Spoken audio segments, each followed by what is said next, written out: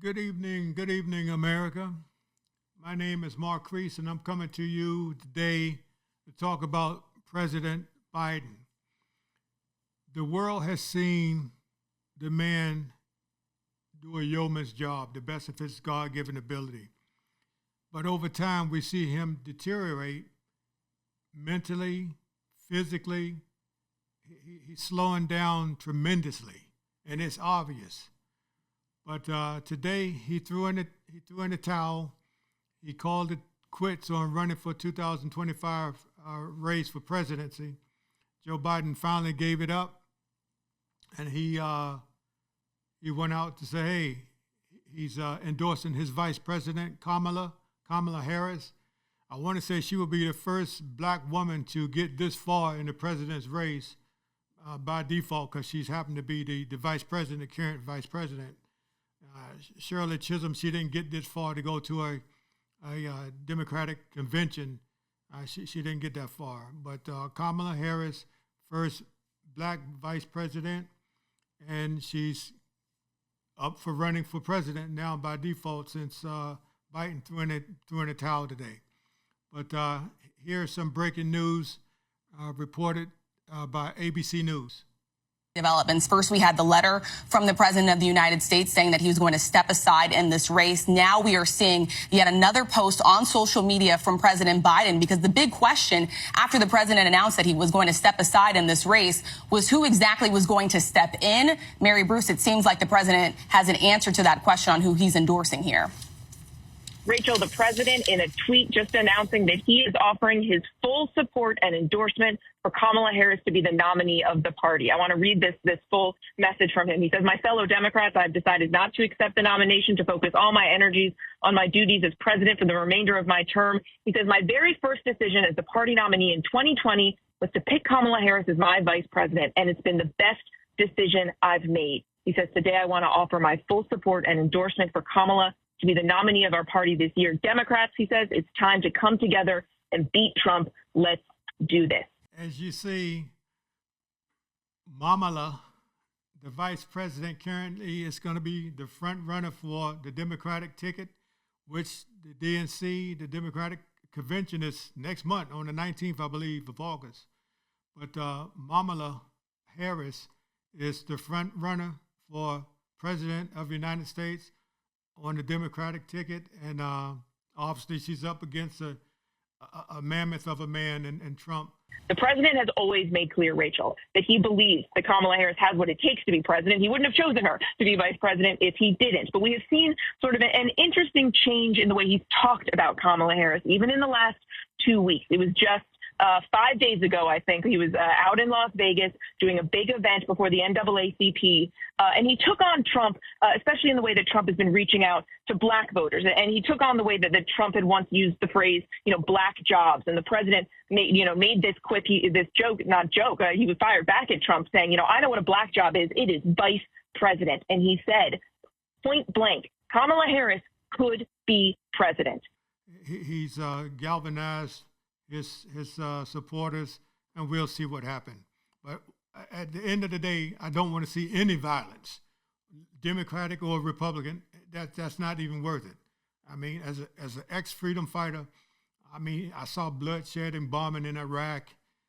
I don't want to see it in our country over an election. That's ridiculous.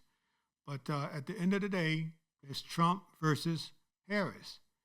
And she has a lot of work to do. She got to pick a vice president that's going to run with her, and she has her work cut out for her. But Kamala Harris, supposedly the czar of the border, I would say 10,000 people a day are coming across the border. So she has her work cut out for her, and I wish her all the best.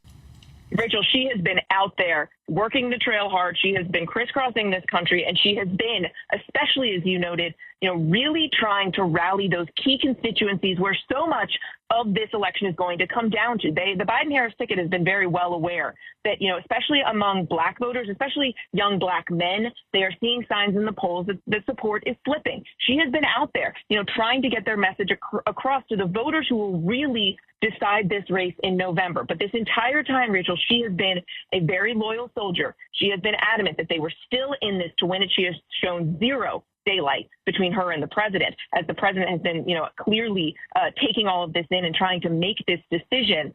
Vice President Harris now catapulted to the top of the ticket. It is a remarkable, historic turn of events in the political history of this country. But Biden, he's doing the best he can do at 82, 83 years old. He's doing the best he could do. But the whole country saw him on display during the debates, and he couldn't articulate anything without fumbling and stumbling and forgetting who he was, where he was, what he was saying. It was. I felt a little sorry for him because he is our president, whether we like him or not.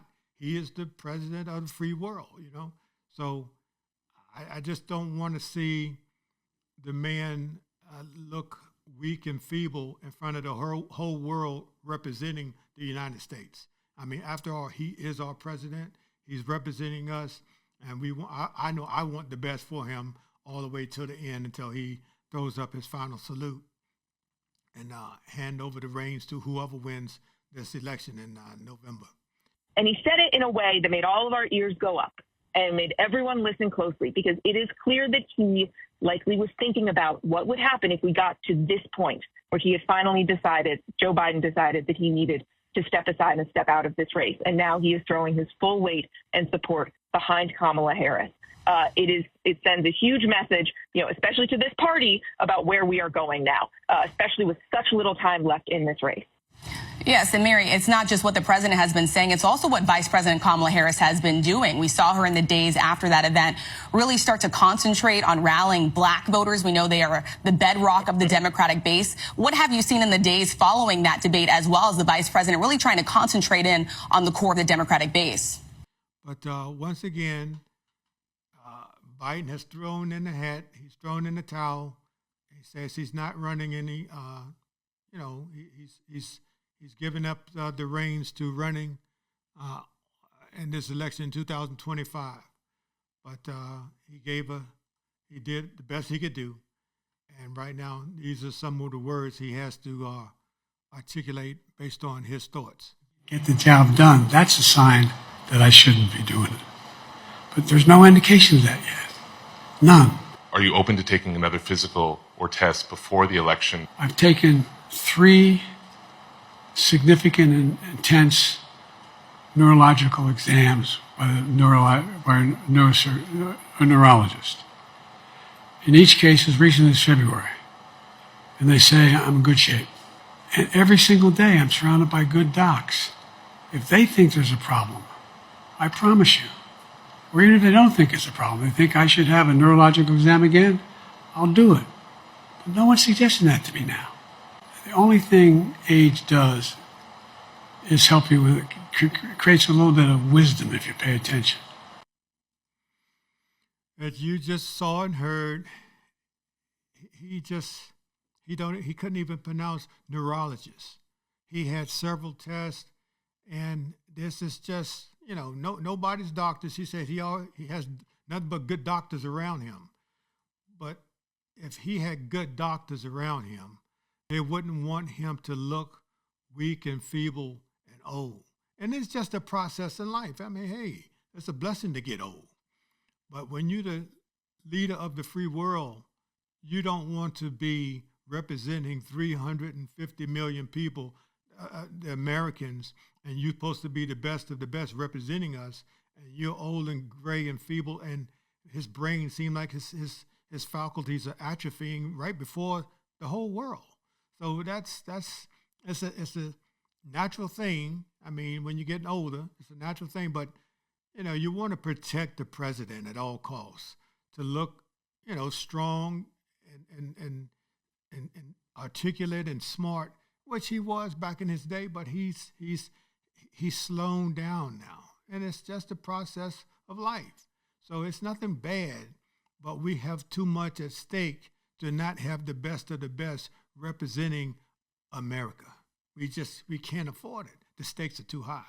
So right now, it's a lot at stake as far as the liberals and the right wing and the Republicans versus Democrats, the conservatives. There's a lot at stake here. Trust me. So I encourage everybody to vote according to what's important to them and their family, and just may the best man or woman win now. But this was a monumental decision. He had to make it, and I'm sure the pressure was on him to make the right decision for the country, for his party.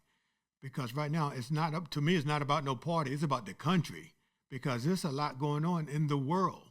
And right now, we need the best man or woman, the best leader, to represent the best country on planet Earth, which is the United States. So with that said, I just want to say this was a monumental moment when a man who was the president of the free world realized and recognized that he just doesn't have the energy, the mental, he doesn't have the mental agility that he once had. He just doesn't have it. So it's nothing bad on him, but that took a hell of a man to say, hey, I got to throw in the towel and let my mate, my vice president, run and represent the Democratic Party and hopefully win the presidency. With that said, hey, thanks and have a great American day.